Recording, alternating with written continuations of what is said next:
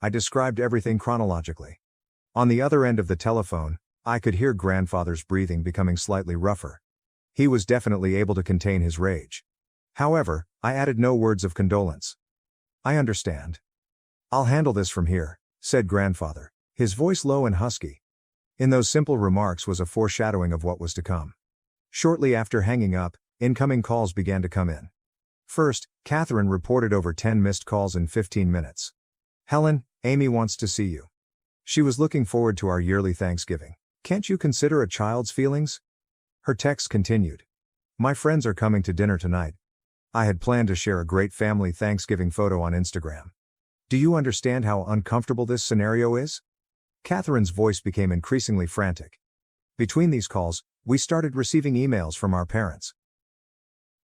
"We could have created another room," Mother wrote, "but as Catherine mentioned, we prioritize our genuine family. Are you independent now?" Father's email was even more inhumane.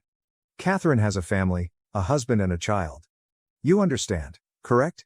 Can't you just put up with it for Thanksgiving?" The following email contains spiteful calculations.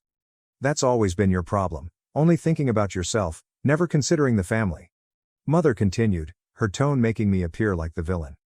"We had everything scheduled for social media updates. We were meant to take beautiful photographs of you and Amy. Everything is ruined now." My chest clenched as I read each message, but these were phrases I should be used to by now. My sister and I have been subjected to this type of bigotry since we were children. As the taxi approached the airport, a new wave of messages flooded in. "Amy is crying because you are selfish. She had been waiting so long to see her aunt," Catherine wrote, still using her daughter as a shield. Behind her words, I simply saw vanity and pride. Mother sent additional sarcastic emails. "Poor Catherine. If you understood how concerned she is about Amy's future, you'd understand. However, children's education requires money." However, at this moment, I felt no need to respond.